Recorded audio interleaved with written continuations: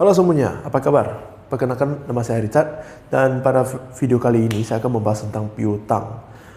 Nah, mungkin teman-teman berpikir bahwa piutang itu hanya sekedar pelanggan itu belum membayar uang kepada kita. Jawaban itu memang benar, tetapi konsepnya itu jauh lebih luas.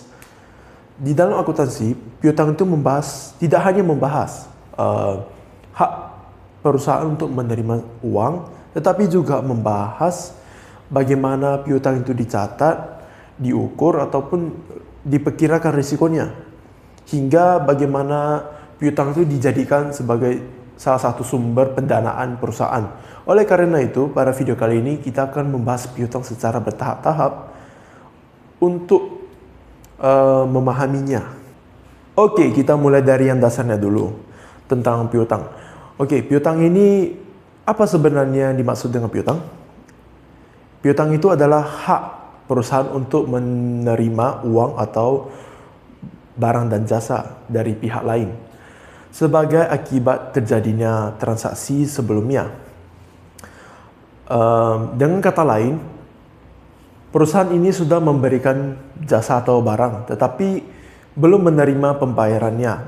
Misalnya kita sebagai perusahaan menjual laptop. Ada seorang pelanggan membeli laptop senilai 17 juta secara kredit, dan dia menjanjikan untuk membayar 17 juta tersebut di bulan berikutnya atau beberapa bulan kemudian. Nah, kita sebagai penjual atau perusahaan boleh menagih pelanggan tersebut. Hak tersebut itulah yang disebut sebagai piutang. Nah, walaupun kasnya belum masuk ke dalam kantong kita sudah bisa menganggap itu sebagai aset perusahaan. Dalam dunia bisnis sering juga ditemukan piutang. Piutang itu sangat umum dalam dunia bisnis, terutama para perusahaan yang menjual barang atau jasanya secara kredit. Perusahaan tersebut banyak juga memberikan fasilitas kredit untuk menjaga untuk meningkatkan penjualan dan menjaga hubungan baik dengan pelanggan. Namun, piutang itu juga pasti ada risiko-risikonya, seperti tidak semua pelanggan itu bisa tepat waktu membayar piutang, ataupun ada pelanggan yang tidak sanggup membayar piutang tersebut. Oleh karena itu, perusahaan itu harus mengelola piutangnya secara baik, atau cakap dalam mengelola piutang tersebut, agar untuk melindungi arus kas perusahaan. Nah, sekarang kita masuk ke dalam kriteria piutang. Tidak semua tagihan itu kita bisa anggap sebagai piutang, karena harus memenuhi 3 syarat ini. Syarat pertama yaitu harus ada terjadinya transaksi, dan syarat kedua yaitu nominal dibayar itu sudah jelas. Syarat ketiga, orang yang mempertanggungjawab piutang ini sudah jelas juga. Misalnya kita ini perusahaan yang menjual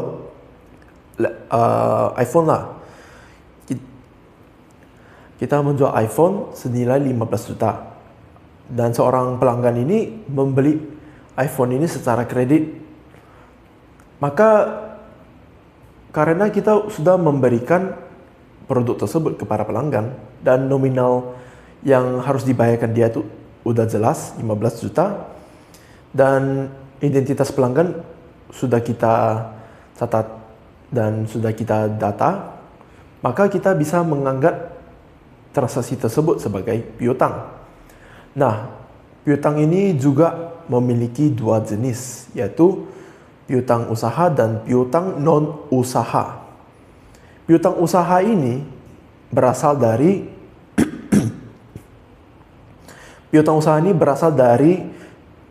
kegiatan utama perusahaan, misalnya seperti penjualan barang dan jasa secara kredit. Dan piutang ini juga biasanya memiliki jangka waktu yang pendek dan berkaitan langsung kepada kegiatan utama perusahaan, hanya kegiatan utama perusahaan saja. Dan sedangkan piutang non usaha ini, dia itu berasal dari di luar kegiatan utama perusahaan. Misalnya itu transaksi lainnya, piutang bunga ataupun pinjaman karyawan ataupun piutang pihak lain. Contoh, seorang karyawan perusahaan meminjam uang dari perusahaan. Karena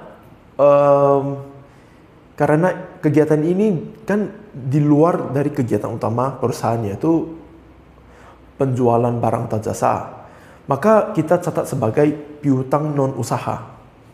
Nah, sekarang kita akan membahas tentang pencatatan piutang. Jika sebuah perusahaan itu menjual barang dan jasanya secara kredit, tentu mereka tidak akan menerima uang kas pada hari tersebut, melainkan mereka akan memperoleh hak untuk menagih pelanggannya. Contoh, perusahaan A yang menjual mesin senilai 1 miliar kepada perusahaan B dalam jangka waktu 4 bulan. Walaupun perusahaan A tidak menerima kas pada hari tersebut, mereka memperoleh hak untuk menagih perusahaan B dan itu harus dicatat. Contohnya gini, pencatatannya yaitu piutang di debit senilai 1 miliar dan penjualan di kredit senilai 1 miliar. Kenapa bisa begitu? Karena perusahaan A sudah memberikan produknya kepada perusahaan B dan sebaliknya perusahaan A ini memperoleh hak untuk menagih perusahaan B dan itu harus dicatat. Dan jika perusahaan B dalam kurun waktu 3 bulan telah membayar utangnya senilai 1 miliar, maka perusahaan A harus mencatat kas di debit 1 miliar dan piutang usaha di kredit 1 miliar karena perusahaan B sudah melunasi utangnya tersebut. Nah, dan bisa juga tambahan bagi teman-teman, yaitu syarat kredit. Contohnya gini, perusahaan A ada menetapkan syarat kredit yaitu 3/3, N/4. Artinya tuh jika perusahaan B dapat membayar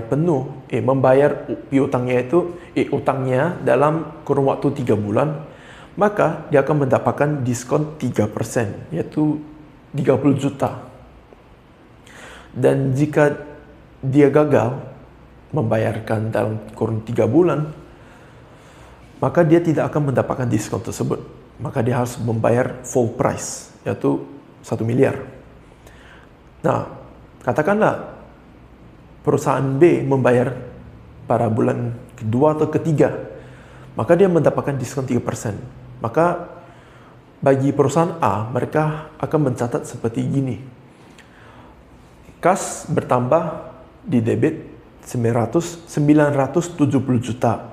Potongan penjualan atau diskon penjualan sebesar 30 juta di debit juga. Dan piutang usaha di kredit 1 miliar. Nah, kenapa bisa ada potongan penjualan di debit?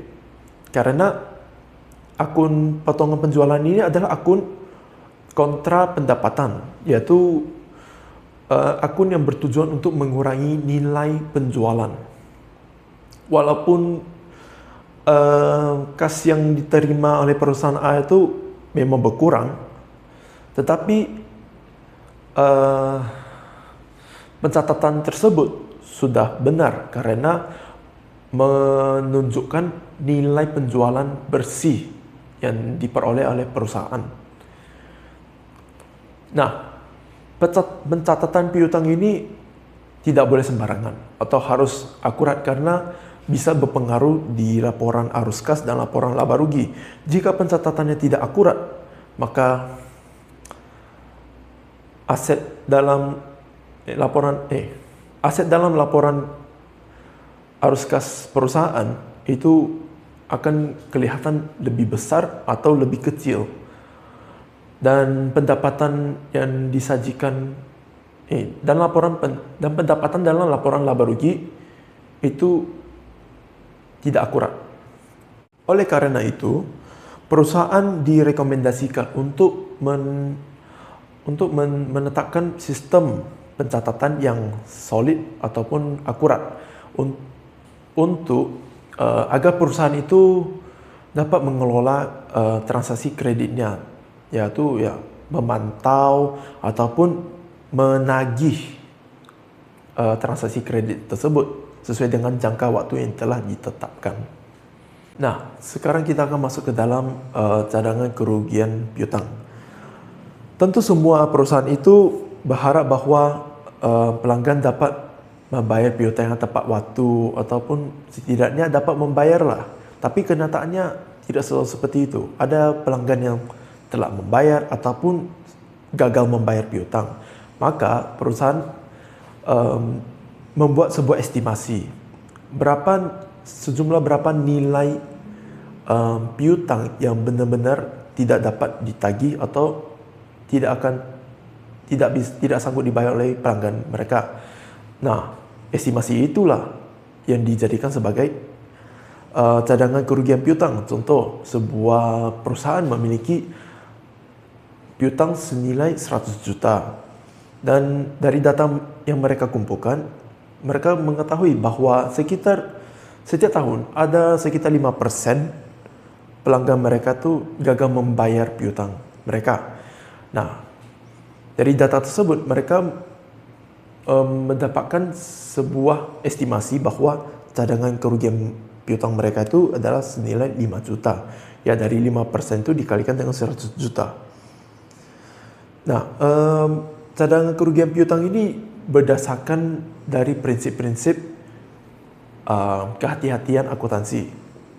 Artinya, perusahaan harus bisa mengestimasikan atau memperkirakan berapa jumlah kerugian yang dapat dialami di masa depan.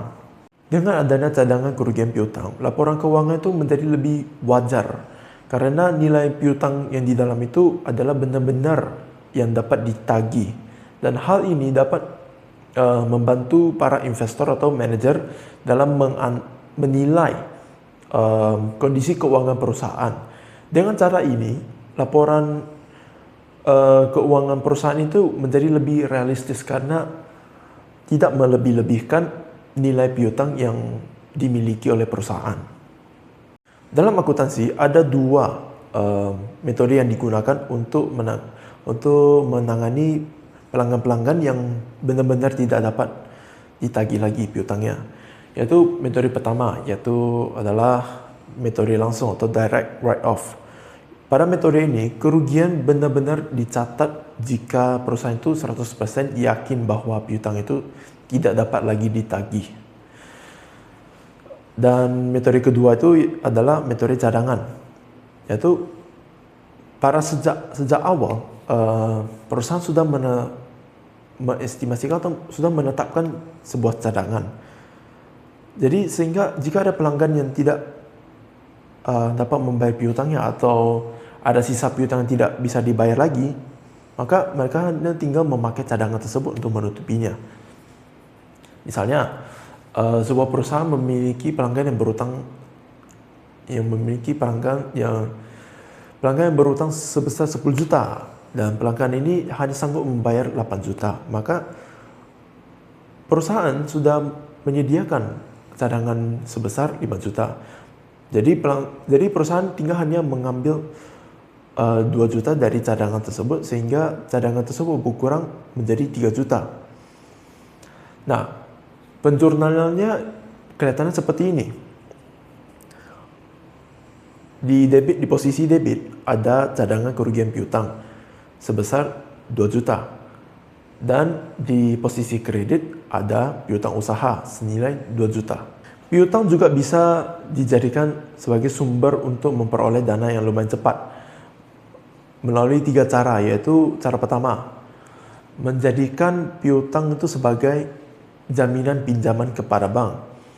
Nah, jika perusahaan membuat piutang itu sebagai jaminan pinjaman kepada bank, piutang itu tetap ada di perusahaan, tetapi piutang tersebut dijadikan sebagai agunan untuk memperoleh dana. Dan cara kedua itu adalah menjual piutang tersebut kepada perusahaan lain. Nah, biasanya kalau perusahaan menjual piutang kepada perusahaan lain itu biasanya harganya lebih murah sedikit dan hanya dilakukan jika perusahaan itu benar-benar membutuhkan dana. Misalnya lah, sebuah perusahaan yang memiliki piutang senilai 100.000, maka mereka menjual piutang karena mereka membutuhkan dana dengan cepat. Mereka menjual piutang tersebut dengan harga 95 juta kepada perusahaan lain. Dan cara ketiganya itu adalah diskonto wesel. Perusahaan memberikan wesel tagih kepada bank sebelum jatuh tempo, dan bank memberikan dana kepada perusahaan dengan cepat, tetapi dipotong dengan bunga dan diskonto. Nah, sampailah kita di akhir pembahasan mengenai piutang. Dari materi yang telah saya sampaikan, bisa disimpulkan bahwa piutang ini adalah hak perusahaan untuk memperoleh pembayaran dari pelanggan atau pihak lain atas transaksi yang telah terjadi sebelumnya. Piutang itu bisa dianggap sebagai aset lancar karena pasti diharapkan bahwa bisa dikonversikan ke kas dalam kurun waktu yang dekat.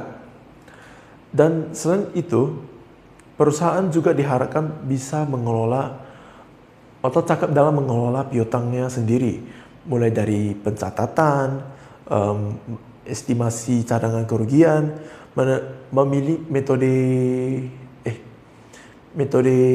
penghapusan piutang yang sesuai dengan perusahaan, dan juga bahkan piutang itu bisa dijadikan salah satu sumber perolehan dana yang cepat. Jadi sudah bisa diketahui bahwa piutang itu bukan hanya daftar-daftar pelanggan yang tidak bisa membayar piutang, tetapi juga